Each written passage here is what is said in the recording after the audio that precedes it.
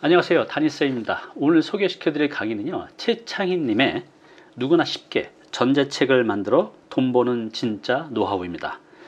오늘은요, 이 전체 강의 중에서 한 번도 책 써보지 않았던 나, 어떻게 처음 글을 쓸 것인가에 대해서 소개시켜 드리겠습니다. 요즘 이제 직장인들, 또 전업주부분들, 이 투잡으로 이 전자책을 만들어서 수입을 만들어내는 분들이 정말로 많습니다. 제 주변에도 본인의 급여 소득보다 이 전자책으로 더 많은 수입을 만들어내서 독립을 준비 중이신 분도 굉장히 많아요. 참 돈을 벌기 좋은 세상이에요. 내가 좀만 노력하면, 그 방법을 알면 얼마든지 이 캐시카우를 꾸준히 만들어낼 수 있으니까요. 그런데 여러분들 이제 고민이 있잖아요. 전자책 만드는 거는 단 하루면 배울 수 있어요. 근데 그 전자책에 들어갈 그 컨텐츠, 글을 써야 되잖아요. 자, 글 내가 쓸 수 있을까? 여러분들 그 고민 있으시죠? 그래서 오늘은 최창인 강사님 통해서 한번 들어보시기 바랍니다.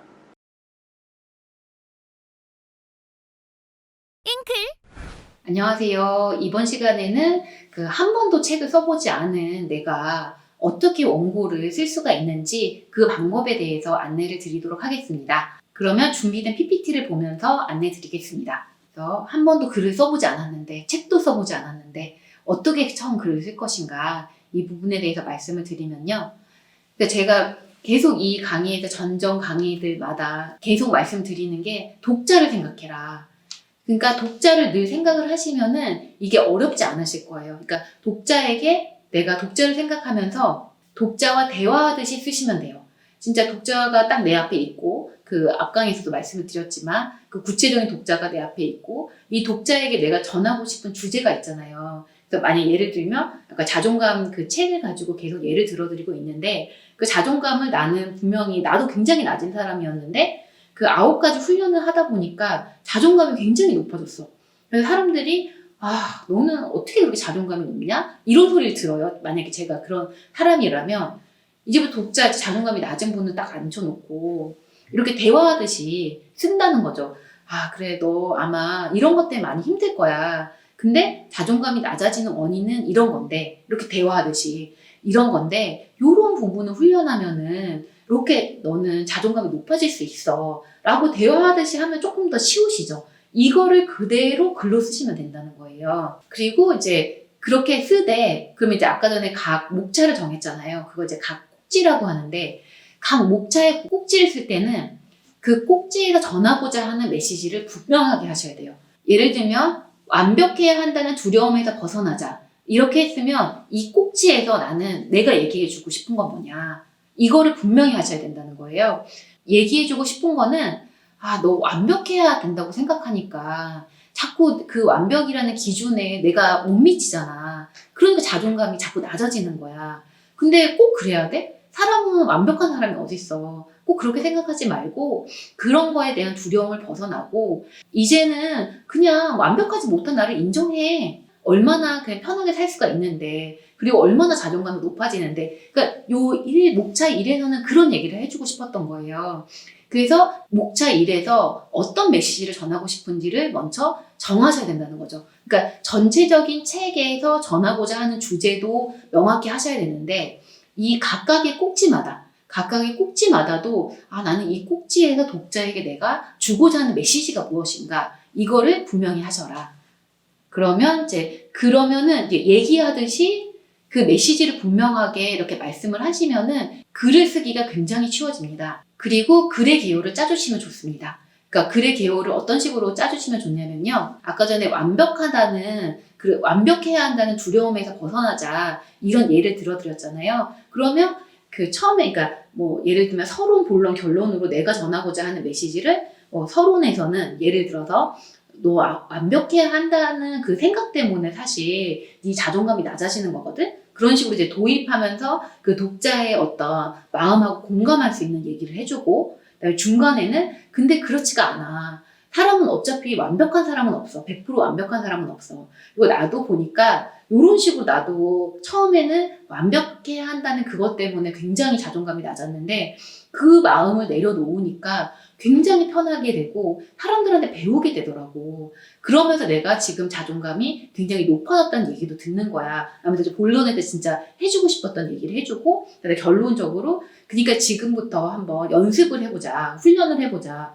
나는 완벽하지 않아도 괜찮아. 언제나 완벽이라는 건 없어. 하면서 받아들이고 주변에 물어보는 습관을 가져봐. 이런 식으로 서론에서는 이런 식의 얘기를 하고 본론에서는 어떤 식으로 하고 결론에서는 어떤 식으로 하겠다라고 개요를 어느 정도 좀 짜고 그거에 맞게 이제 글을 써 내려가시면은 굉장히 편하게 글을 쓰실 수가 있습니다. 그리고 이제 되게 중요한 게 이제 원고를 쓰실 때 이제 꼭 또 하나 말씀을 드리고 싶은 거는 내가 전하고자 하는 메시지를 정말 꼭 담아주셔야 돼요. 그러니까 에세이를 제가 이제 그동안 책쓰기 프로그램을 하면서 에세이를 쓰고 싶어 하셨던 작가님들도 많으셨거든요. 그런 예비 작가님들도 많으셨는데 그냥 단순히 내 경험만 쓰는 것은 의미가 없습니다. 그러니까 내가 거기서 얻었던 지혜나 그런 뭐 통찰이나 이런 거를 같이 담아줘야 책이 될 수가 있거든요. 원고가 될 수가 있거든요. 예를 들어드리면 이제 그 한 분은 자기 어떤 연애 경험이나 그런 어떤 사랑에 관한 책을 쓰고 싶어 하셨어요. 근데 책을 썼는데 처음에는 이제 원고를 이제 그렇게 목차를 구성하고 책을 썼는데 처음에는 그냥 뭐 이런 거예요. 나는 소개팅을 했는데 소개팅을 하고 나서 이런 느낌이었다. 그리고 어느 날은 뭐 이런 사건이 있었는데 그 사건을 경험하고 났더니 이런 느낌이었다. 이렇게 그냥 자기 경험만 딱 글로 쓰신 거예요. 그래서 제가 이제 좀 피드백을 드렸던 내용은 뭐냐면 그렇게 경험만 쓰면 사실 누가 뭐 나는 이런 경험이었다. 나는 이런 경험이었다. 그거를 뭐 어떤 분들은 읽고 싶어 하실 수도 있겠죠. 근데 단순히 그렇게 경험만 뭐 그래서 네가 소개팅한 경험을 내가 들어서 뭐 하는데? 그러니까 그걸 통해서 뭔가 전하고자 하는 메시지가 어떻게든 담겨 있어야 된다는 거죠. 근데 예를 들자면 그런 사랑이나 뭐 연애에 관한 책이라고 하더라도 굉장히 그 메시지가 다양해요. 그 책들도 보면 예를 들어서 그러니까 나만의 철학이 담겨 있으면 돼요. 나만의 관점이. 예를 들어서 어떤 사람은 제가 시중에 나와 있던 책을 한번 쭉 분석을 해보니까 어떤 책 유형은 상처를 받더라도 그냥 한 번도 사랑하지 않은 것처럼 항상 사랑하라. 그게 그냥 인생 아니냐. 요런 메시지를 전하는 책이 있고요. 그러면서 자기의 에세이를 풀어가는 책도 있고요. 어떤 분은 그냥 나 망했어. 내 연애는 항상 망해. 망하는데도 난 또 연애가 하고 싶고 그냥 나는 이렇게 살래. 이렇게 전하는 책도 있어요. 그러니까 그냥 자기 관점을 전하고 있는 책이죠. 그리고 내가 왜 항상 사랑을 하면 상처를 받고 이런 걸 봤더니 사실은 사랑받고 싶었어 나는. 그래서 나를 먼저 사랑해줬으면 좋겠어. 이런 메시지를 전하는 책도 있어요. 그러니까 보면은 결국에는 메시지의 정답은 없고요. 그 내가 느낀 거, 내가 어떻게, 그러니까 메시지의 정답은 없지만 뭔가를 전하고는 있다는 거죠. 이거를 읽으면 그래도 사랑처를 받아도 사랑을 해야겠다 이런 생각이 들고 망하고 망해도 또 연애가 하고 싶다 이런 걸 보면은 그래 나도 이번 연애 실패했지만 다음에 또 연애를 해봐야 되겠다라거나 뭐 이런 생각이 들 수가 있잖아요. 사실은 사랑받고 싶었어 나는. 이러면은 나도 그랬구나. 내가 상처를 받았던 게 이런 것 때문이었구나 하면서 나도 나를 먼저 사랑하는 연습을 해야 되겠다. 이런 식의 뭔가 한 줄기 공감을 일으킬 수가 있잖아요. 그래서 그런 식으로 내 책에는 항상 메시지가 담겨져 있어야 된다. 라고 이제 말씀을 드리고 싶고요. 원고를 쓰실 때 항상 그 부분을 염두를 해두시고요. 그리고 되도록이면 한 문장에는 한 가지 뜻이 담겨져 있어야 돼요. 되도록이면 처음에 이제 글을 쓰실 때는 보면 막 하고 싶은 얘기가 많으니까 한 문장 안에 그리고 그래서 그러나 하지만 이런 걸 넣으면서 막 3-4줄 이렇게 되는 경우가 있어요. 근데 그게 아니라 되도록이면 한 문장은 뭐 길어야 2줄은 넘어가지 않게 써주시면 좋고 그 다음에 독자의 눈높이에 써주셔야 돼요. 그러니까 예전에 이제 프로젝트 그 위너 책쓰기 그 책쓰기 프로그램을 할 때 의사분들이 좀 계셨어요. 그 책을 쓰고 싶어 하시는 의사분들이 계셨는데 그분들이 책을 쓰다 보니까 자기는 그 전문 용어가 익숙하잖아요. 그러니까 막 책에 전문 용어를 너무 많이 쓰신 거예요. 그래서 제가 그 의사 선생님들한테 피드백을 드린 부분은 그 전문 용어는 되도록이면 쉬운 말로 바꿔달라고.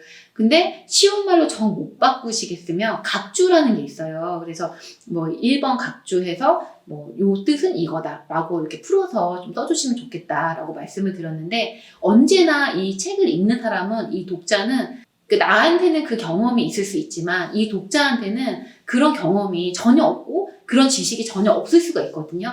그래서 독자의 눈높이에서 쉽게 쓴다 이렇게 생각하시고 쓰시면 되겠습니다. 그리고 뭐 다른 무엇보다 떠나서 초고는 그냥 일단 폭풍까지 쓰시면 돼요. 그러니까 이게 무슨 얘기냐면, 처음 원고를 쓰시는 분들이 이런 경우가 많아요. 예를 들면 이제 목차 구성 일단 하고 그 다음에 이제 원고 써야지. 근데 계속 프롤로그, 그러니까 즉 서문에서 계속 막히는 거예요. 썼다 지웠다 썼다 지웠다. 그리고 1장 그래 프롤로그 넘어갔어. 그러면 그 1장에서 목차 1에서 또 썼다 지웠다 그것만 하세요를 하는 거예요. 그러면 절대로 진도가 나갈 수가 없거든요. 그러니까 처음부터 만족한 글이 나올 수가 없습니다. 그러니까 우리가 다 책을 처음 써보는데 어떻게 만족을 하겠어요. 근데 그거를 그렇게 우리가 이제 나무만 보지 말고 숲을 보라는 얘기가 있는데, 처음에 이제 초고를 쓰실 때는 그냥 정말 숲을 보시고 가셔야 돼요. 그래서 조금 마음에 안 드시더라도 쭉 써내려 가시는 거예요. 이렇게 쭉 써내려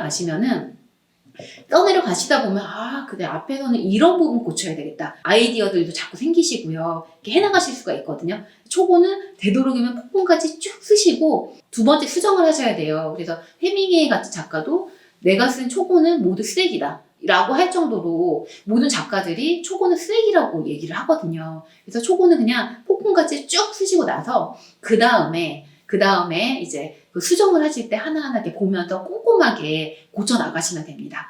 이번 강의에서는 초고를 쓰실 때, 그러니까 초고라는 건 처음 원고를 쓰실 때, 그러니까 어떤 부분을 유의하면서 염두하면서 쓰시면은 굉장히 이제 편하게 쓰실 수 있는지, 잘 쓸 수 있는지, 이 부분에 대해서 말씀을 드렸고요. 다음 강의에서는 그러면 내가 초고를 다 썼다고 했을 때, 그 다음에 어떤 식으로 이제 수정에 들어가야 되는지, 그 부분에 대해서 말씀을 드리도록 하겠습니다.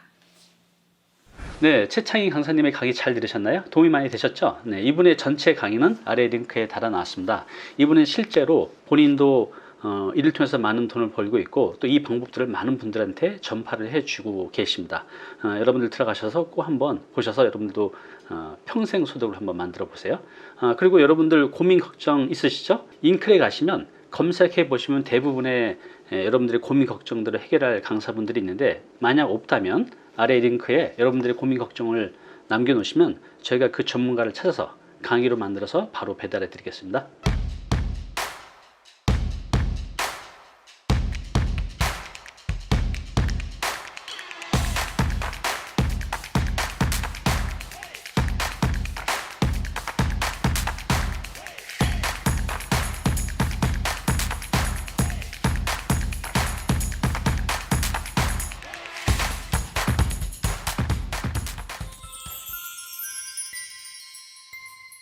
네, 오늘 정보 도움이 좀 되셨나요? 앞으로 이런 정보 계속 받아보실 분은요, 여기 구독 부탁드리고요. 그 다음에 오른쪽은 제가 추천하는 영상입니다. 꼭 한번 보시기 바랍니다.